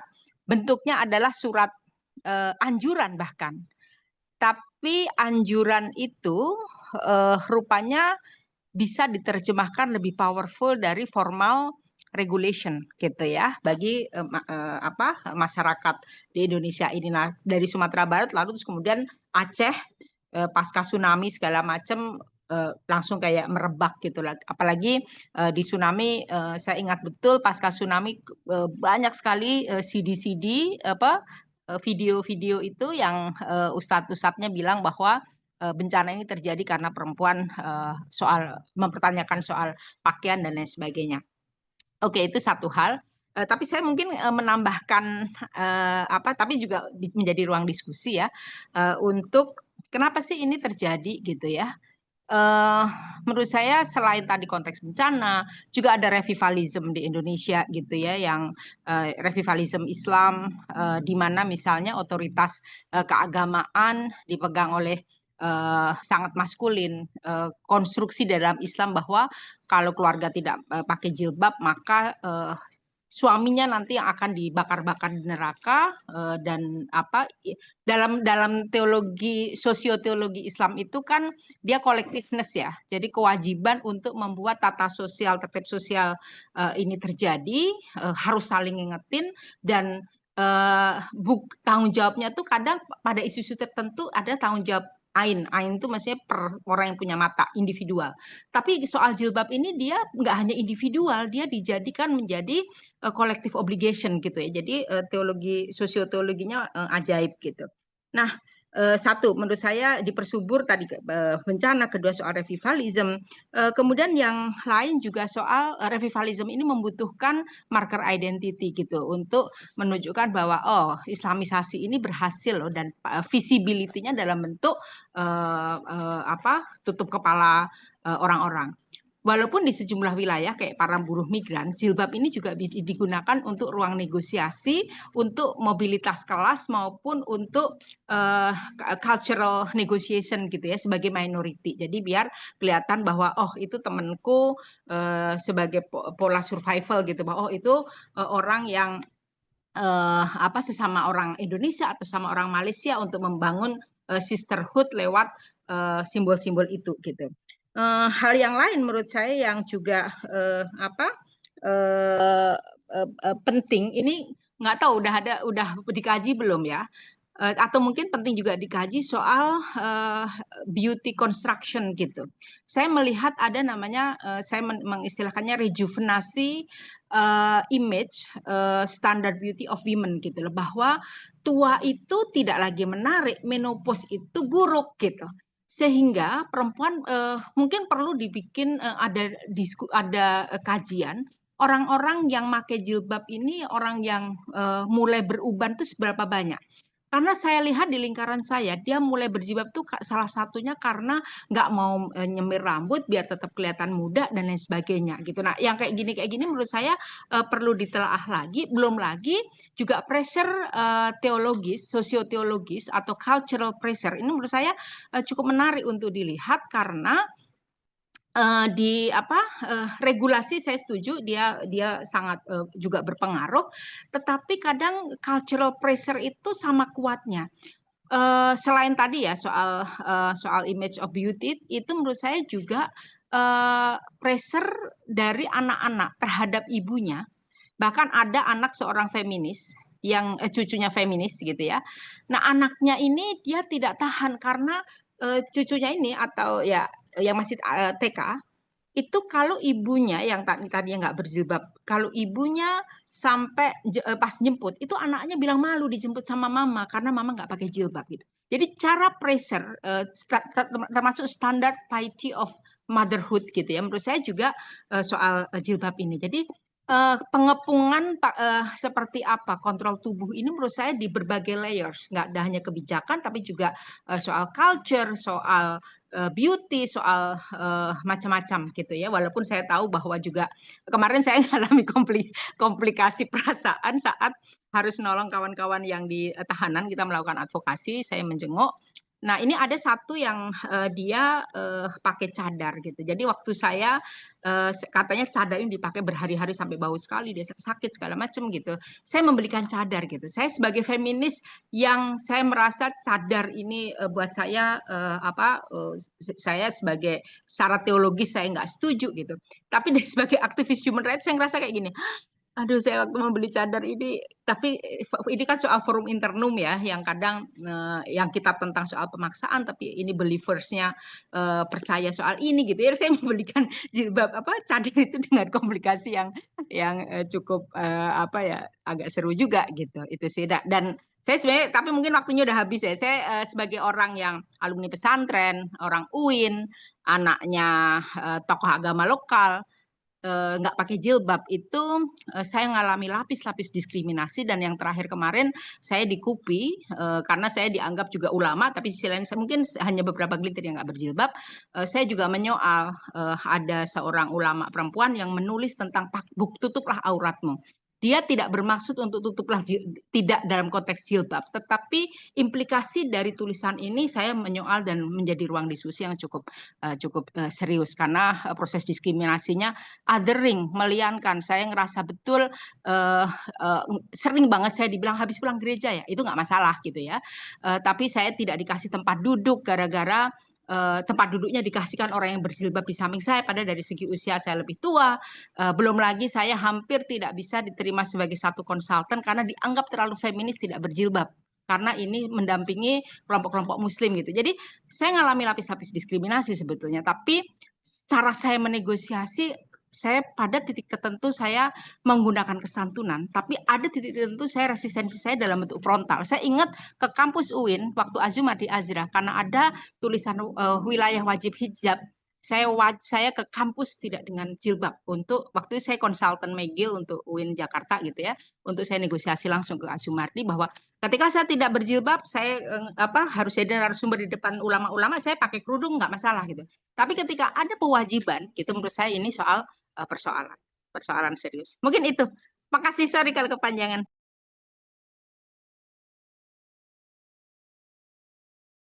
Terima kasih Mbak Yuni, menarik sekali nih, berarti ada kajian lagi untuk yang sudah dipantik oleh Mbak Yuni. Sayang ini waktunya sudah selesai ya, sudah habis. Sebenarnya ada pertanyaan itu untuk Mbak Retno dari Kris Purba. Ira, kita masih ada waktu untuk menjawab satu pertanyaan lagi. Iya, boleh. Boleh? Oke, baik Mbak Retno. Ini ada satu pertanyaan Mbak Retno dari Kris Purba. Saya sudah salin ke chatnya, tapi saya bisa bacakan juga. Bentar. Sebenarnya saya tertarik mengikuti tema hijab ini dalam konteks interfaith. Mungkin ditujukan ke Mbak Retno, apa pernah menemukan adanya perundungan seperti misalnya terhadap mantan perempuan biarawati yang telah melepaskan kerudungnya, walau memang kasus itu senyap dan tidak viral kalau di Indonesia. Namun apakah teori performativitas gender dari Judith Butler bisa buat analisis kasus seperti ini? Mohon dibantu ya Mbak, terima kasih banyak. Silakan Mbak Retno. Terima kasih Kak Kris. Saya coba jawab secara ringkas ya. Tadi ketika memulai presentasi, saya sebenarnya menyampaikan bahwa kajian dari Judith Butler ini awalnya mau saya gunakan untuk melakukan riset secara langsung. Saya sudah menginisiasi wawancara dengan beberapa penyintas. Memang di konteks ini adalah perempuan muslim yang kemudian melepas kerudungnya pasca perceraian dan kemudian mendapatkan perundungan dari lingkungan terdekat maupun lingkungan sosialnya. Bahkan tadi yang disampaikan Mbak Yuni, oleh misalkan teman-teman orang tua wali murid dari anaknya gitu, dia mendapatkan perundungan bahkan cenderung kolosal. Artinya sebenarnya kajiannya Butler ini bukan hanya bisa dilakukan di media sosial. Saya melakukan di sosial media karena kemudian ternyata ketika melakukan kajian langsung saya menemui tantangan etis gitu untuk menyajikan hasil riset itu di media sosial, karena beberapa narasumber belum siap untuk disajikan ceritanya secara publik gitu. Tapi di sini saya merasa bahwa sebenarnya sangat mungkin juga menggunakan kajian-kajian Butler untuk melakukan riset-riset yang mungkin jauh dengan mungkin bukan data dalam bentuk teks-teks seperti ini, tapi langsung dalam kehidupan nyata. Memang kalau dalam konteks kawan-kawan biarawati, saya sendiri juga sebagai muslim, saya sering dibilang Katolik dan cukup dekat dengan kawan-kawan biara, tapi memang saya belum menemukan kasus perundungan ini. Mungkin nanti bisa jadi di konteks Indonesia Timur, di kawasan NTT, mungkin kalau ada situasi perundungan itu bisa dilihat dulu apakah pelaku perundungannya adalah dari kalangan dalam agama yang sama atau tidak gitu, karena mungkin kan cara pandangnya kan hampir mirip ya tentang mendisiplinkan seorang perempuan berbasis pandangan moral agama tertentu. Sekian Mas Kris Purba. Itu Mbak Yuni mau nambahin apa tuh? Ya Mbak Yuni silakan Mbak. Boleh Iya, tambahkan? sorry, ada yang terlewat tadi. Saya juga kayaknya kita juga perlu menganalisis bahwa saya kadang bingung menamakannya apa ya. Teman-teman yang pada pakai jilbab ini kan tidak bermaksud mendiskriminasi, tapi dampaknya orang-orang yang tidak pakai jilbab itu terdiskriminasi gitu kan.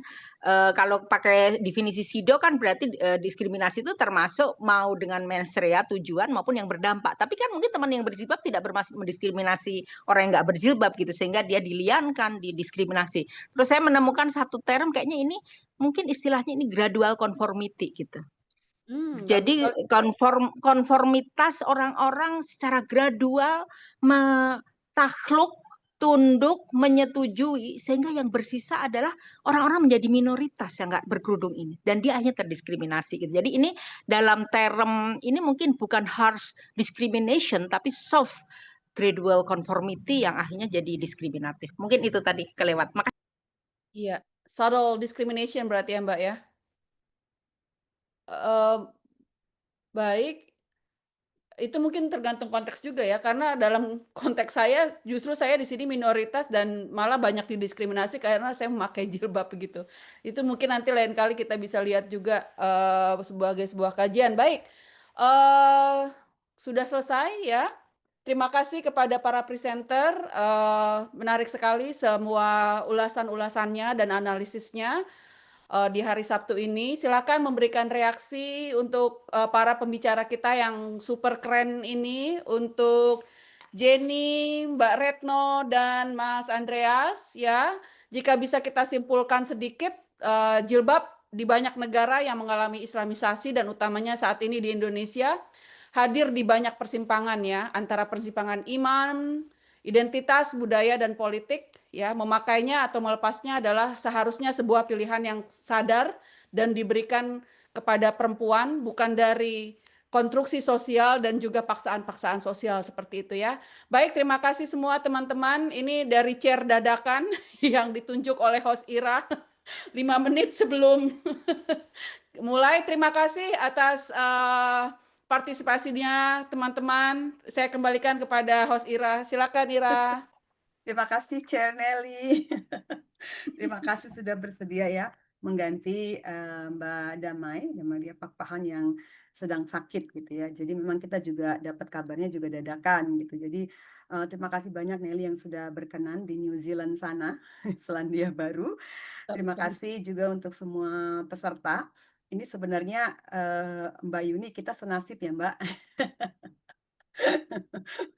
Mbak Yuni ini kakak kelas saya di UIN dan kami sama-sama tidak ada kaitannya sih gitu ya Mbak ya, nggak pernah janjian, tapi kami sama-sama memutuskan untuk tidak berjilbab gitu ya, sejak di UIN pun, UIN Jakarta, kebetulan kami alumni UIN gitu. Nah, kalau saya sendiri mengalami diskriminasi dulu waktu saya pertama kali memutuskan menggunakan jilbab, masa Orde Baru, waktu itu masih Orde Baru kan nggak boleh pakai jilbab. Nah, ada politik jilbabisasi yang lain, pelarangan penggunaan jilbab. Nah, didiskriminasi di lingkungan saya sendiri, di keluarga. Nah, sekarang saya didiskriminasi karena saya tidak pakai Reverse ya, jilbab. Ra ya? Betul. Jadi saya orang pertama yang menggunakan jilbab di keluarga sejak kecil gitu ya, karena latar belakang saya memang pendidikan saya agama gitu. Nah, sekarang justru keluarga saya semuanya ya mendiskriminasi ya gitu. Nah, Full itu circle Ira ya. Untuk Ira full circle. iya, seperti itu. Nah, tadi Nelly sudah menyimpulkan dengan cukup baik ya. Jadi memang itu soal pilihan kita semua gitu ya, integritas tubuh, otoritas tubuh gitu ya, my body is my choice, pilihan kita apapun yang kita pilih itu berdasarkan kesadaran kita, bukan paksaan orang lain. Kita mau memilih berjilbab, memilih melepas jilbab, memilih juga untuk tidak menggunakan jilbab sama sekali dan tidak mendiskriminasi serta tidak menjudge orang lain, itu yang paling penting. Jadi ketika kita berjilbab pun kita tidak menganggap orang lain itu salah gitu, tidak bermoral, tidak Islami gitu ya. Saya tuh di kampung Farid santai-santai aja, padahal Farid itu dari keluarga pesantren gitu dan dia itu turunan kiai dan orang tuanya itu tokoh agama. Saya tidak pernah menggunakan jilbab gitu dan itu sah-sah saja gitu ya, asal kita bisa saling menerima dan menghargai apapun pilihan kita gitu. Nah, teman-teman semua, ini pelajaran berharga buat kita semua. Ini isu penting yang mudah-mudahan di KCIF selanjutnya kita juga bahas ya. Mudah-mudahan presenter yang sekarang juga bisa bisa berbagi lagi pengetahuan dan pengalaman tentang isu ini karena memang ini masih jarang dibahas. Apalagi kalau kita melihatnya dari perspektif feminisme gitu, untuk membicarakan tentang pemaksaan penggunaan jilbab di Indonesia yang sekarang memang sudah tambah parah gitu. Nah, teman-teman semua kita masih punya panel 749, tadi ini 748 ya, tentang pemaksaan berjilbab, dan kita punya 2 panel lagi 749 tentang perempuan dan kanker, refleksi pengalaman perjalanan dan citra diri, lalu 750 representasi dan performativitas gender dalam film dan kerja kesenian. Nah, 2 panel itu akan mengakhiri hari ke-7 kita hari ini di hari Sabtu 20 September. Tapi setelah ini jam 3 sore atau 15 sore kita punya side event terakhir, side event 5, yaitu presentasi dari 3 program studi kajian gender atau kajian wanita di Indonesia. Jadi di Indonesia ini baru ada 3 loh yang punya kajian gender itu atau kajian wanita. Nah, nanti kita akan mendengarkan pemaparan mereka gitu ya. Barangkali teman-teman ada yang tertarik untuk masuk dalam prodi kajian gender atau kajian wanita. Namanya itu ada yang kajian wanita, ada yang kajian gender seperti di UI gitu ya. Macam-macam namanya. Nah, silahkan bergabung ya untuk membicarakan tentang baik itu pendidikan, kajian gender dan juga karir. Jadi nanti kalau udah lulusan master kajian gender atau master di UI gitu ya, prodi kajian gender tuh jadi apa sih gitu kira-kira ya, pertanyaannya mungkin ke depannya akan seperti apa. Jadi kita akan ngobrolin itu nanti dengan 3 orang direktur atau ketua prodi dari kajian gender tersebut gitu. Dan besok adalah hari terakhir, kita masih punya 9 panel lagi, dan penutupan di jam 19 atau jam 7 malam ya. Kawan-kawan semua silakan datang, akan ada banyak pentas seni atau performance dari teman-teman baik presenter ataupun dari kawan-kawan peserta gitu ya. Kemudian akan ada best participants, 3 best participants dan 3 best presenters, akan ada pemberian award gitu.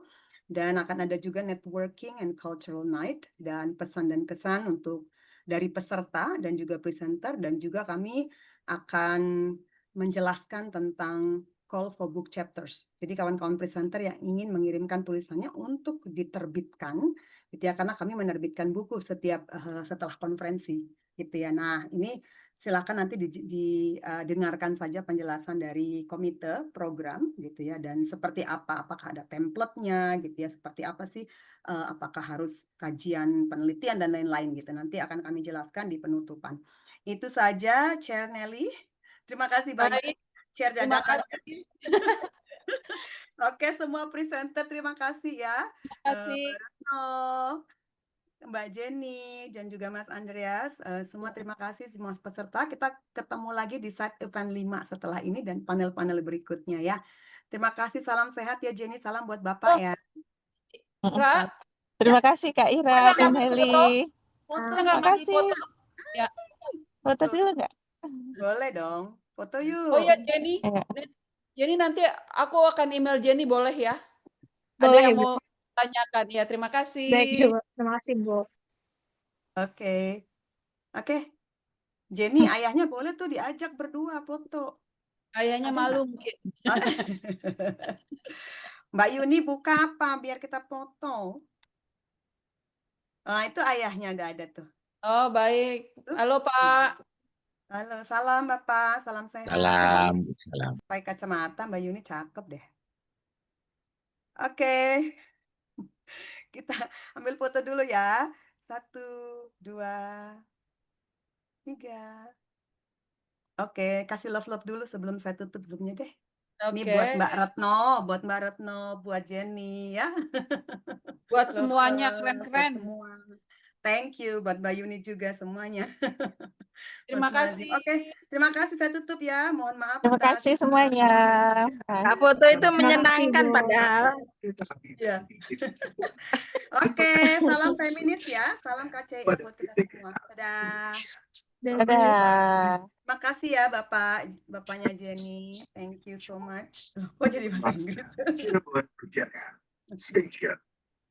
Nel, thank you Nel. Ya, sama-sama, Mbak. Keren Jadi Kak Sehat-sehat, Nelly. Mbak. Kalau Mbak Retno keren banget. Oh, kajiannya, analisisnya, aduh keren. Makasih Mbak Retno Mbak. Iya, hati-hati. betul. Iya Presentasinya Mbak. keren. Mbak Iya, Retno mau Makasih hati-hati Mbak. ya. Oh, Makasih. bagus. Tapi Iya. disertasinya bukan ini. Ini Ini refleksi si itu pribadi juga menarik sebenarnya. loh. Siapa si Tri Utami, sebetulnya orang yang awal-awal tuh Tri Utami. Dan membuka jilbab itu bagian dari resistensi kemarahan pada pemaknaan teologis yang itu menurut aku. Jadi Betul. Yang ini. ya. Iya. Iya, iya. Aku ada pertanyaan Oke. buat Jenny sebenarnya, Jen. Iya, Bu. Ini udah selesai tapi berlanjut ya. Ini sudah selesai. Saya harus buka ini. Aku harus buka panel 1 event 5. Oh, ya udah deh. Mbak Nanti aku Retno. email Jenny langsung aja kalau gitu. Mbak Retno. Iya Mbak, iya Mbak. PPT-nya ya. PPT-nya ya. Apa Mbak? Tadi kirimin PPT ya. Ke panitia Oh, ya. Tadi Lewat PPT email. aku sudah kirim. dikirim Aku ke sudah kirim dan chat udah tadi, Ra. masuk ke chat. Oh, Udah ada aku di kirim di chat. chat. Aku Iya. udah langsung aku Oke, oke. save tadi. Makasih ya Mbak Retno. Sama-sama Mbak. Oh, Kalau ada I publikasi see. kabar-kabar nanti. Aku siap. Iya, Thank you, iya. Makasih. Mbak. Yo. Terima kasih Dadah, Jenny. tutup ya. Baik, terima kasih, Bu. Mbak Yuni, salam kenal. Pamit ya Oke. Mbak. Mari. Share-nya juga Dadah. keren, semua keren. Mbak Yuni, Keren, keren. orang Padang Ya. tah? Orang Bukan, Padang. bukan. Oh, bukan. Nelly, Baru mau nyari temen nih. Bukan. dia lagi nyari, Bukan, Mbak. Lagi bukan, nyari bukan. yang sama Bukan. Padang. Oh, iya, iya. Oke deh. Oke deh, makasih Iya. banget ya. Oke. Keren, Sampai keren ketemu, semua. Dama. Makasih. Salam